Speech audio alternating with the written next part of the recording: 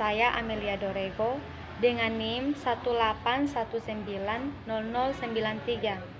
Saya akan menjelaskan hasil UAS saya dengan 5 materi dalam manajemen keuangan. Baik, pada materi yang pertama ini saya menjelaskan tentang obligasi. Obligasi merupakan surat tanda bukti bahwa investor pemegang obligasi telah menerbitkan pinjaman hutang bagi emiten penerbit obligasi. Yang berikut tipe-tipe obligasi. Ada 3 tipe obligasi. Yang pertama, premium bonds, yang kedua diskon bonds, dan yang ketiga par bonds. Yang berikut jenis-jenis obligasi. Jenis-jenis obligasi meliputi yang pertama, obligasi dengan jaminan atau mortgage bond.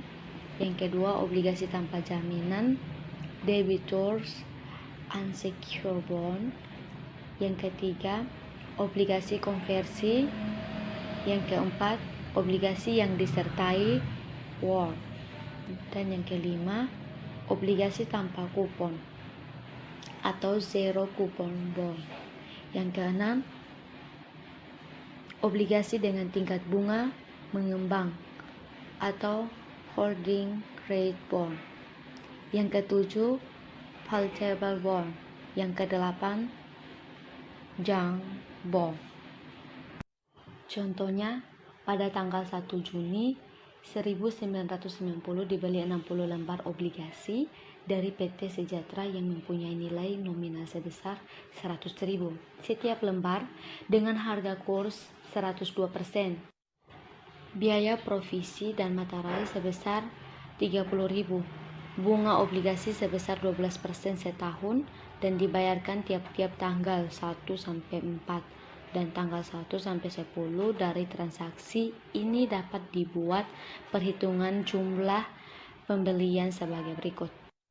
Harga kurs sama dengan 102% kali 60 kali 100.000 sama dengan 6.120.000. Biaya provisi dan materai sama dengan 30.000. Untuk mendapatkan nilai investment in bond, harga kurs ditambah dengan biaya provisi dan materai sama dengan 6.150. Bunga berjalan 2 bulan dari tanggal 1 sampai 4 dan 1 sampai 6 tahun 1990 sama dengan 2/12 dikali 12% kali 100.000 sama dengan 120.000. Dibayar tunainya sebesar 6.270. Jurnalnya investment in bond atau investasi dalam obligasi sebesar 6.150. Interest earned atau bunga yang diterima itu 120. Kasnya 6.270.000. Materi yang kedua, risiko dan tingkat pengembalian. Aspek yang perlu dipertimbangkan oleh manajemen perusahaan atau manajemen keuangan dalam pengambilan keputusan keuangan yaitu yang pertama tingkat pengembalian atau return. Yang kedua, risiko atau risk keputusan keuangan tersebut. Risiko, estimasi hasil cash flow belum tentu sesuai dengan yang diharapkan. Disebabkan oleh faktor-faktor tertentu, yaitu dapat diramal, disebut risiko. Dan yang kedua, tidak dapat diramal, disebut ketidakpastian. Risiko dari suatu aset dapat dilihat dari 2 cara. Yang pertama, risiko tunggal. Yang kedua, risiko aset dalam suatu portfolio. Return aset tunggal dan risiko tunggal. Return investasi terdiri dari dua komponen utama, yaitu yield dan capital gain. Return total investasi dapat dihitung sebagai berikut. Return sama dengan capital gain ditambah yield. Return capital gain merupakan selisih dari harga investasi sekarang relatif dengan harga periode yang lalu. Rumusnya, capital gain sama dengan PT kurang 1 per PT kurang 1. Keterangannya, PT disebut harga investasi sekarang, PT kurang 1 disebut investasi periode lalu. Saham dan penilaiannya. Saham merupakan surat berharga yang diterbitkan emiten yang menyatakan bahwa pemilik saham mempunyai hak kepemilikan aset-aset perusahaan. Imbalan yang bisa diterima investor saham yaitu yang pertama hak kepemilikan, yang kedua dividen, yang ketiga capital gain. Hak-hak investor saham yang dimiliki investor saham, yang pertama itu hak kepemilikan atau control of the firm, dan yang kedua itu primitive right. Hak kepemilikan atau control of the firm merupakan cerminan dalam voting right yang dimiliki investor. Makin besar kepemilikannya, makin besar hak pemegang saham untuk mengontrol perusahaan. Sedangkan primitive right itu merupakan hak investor saham untuk didahulukan dalam pembelian saham baru yang diterbitkan oleh perusahaan. Biaya modal perusahaan. Biaya modal atau cost of capital adalah biaya real yang harus dikeluarkan oleh perusahaan untuk pengadaan aset dan operasional suatu perusahaan. Modal dapat dilihat di neraca sisi kanan, hutang, saham biasa, saham preferen, dan laba ditahan. Penentuan besarnya, biaya modal ini dimaksudkan untuk mengetahui beberapa besarnya biaya real yang harus dikeluarkan perusahaan untuk memperoleh dana yang diperlukan. Pentingnya biaya modal. Yang pertama, maksimalisasi nilai perusahaan mengharuskan biaya atau termasuk biaya modal diminimumkan. Yang kedua, keputusan penganggaran modal atau capital budgeting memerlukan estimasi biaya modal. Yang ketiga, keputusan penting lain seperti leasing dan modal kerja juga memerlukan estimasi biaya modal. Fungsi biaya modal itu ada dua. Yang pertama terkait dengan pajak yang dikenakan pada perusahaan, dan yang kedua sebagai discount rate. Yang berikut biaya hutang atau cost of debt. Biaya komponen hutang yang digunakan untuk kalkulasi biaya modal rata-rata tertimbang.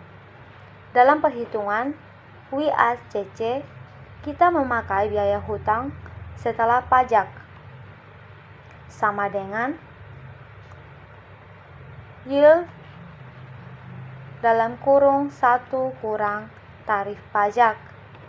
Contoh, yield sama dengan 10%, pajak 15%, berapa biaya hutang setelah pajak? Itu perhitungannya 10% dikali 1 kurang 15% sama dengan 8,5%. Yang berikut biaya saham preferen. Biaya saham preferen merupakan tingkat keuntungan yang dinikmati pembeli saham preferen. Rumusnya KP sama dengan DP per PN. DP disebut dividen saham preferen tahunan, PN disebut harga saham preferen bersih yang diterima perusahaan penerbit.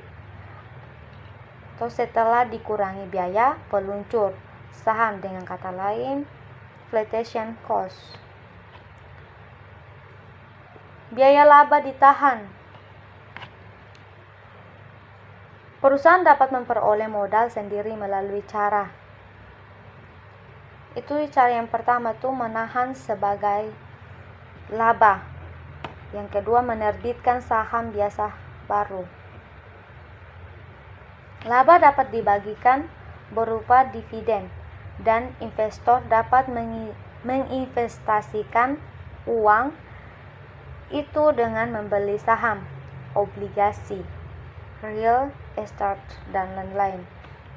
Oleh karena itu, perusahaan harus dapat memberikan keuntungan paling tidak sama dengan keuntungan yang dapat diperoleh oleh pemegang saham pada alternatif investasi yang memiliki risiko yang sama dengan risiko perusahaan. Ekuitas eksternal.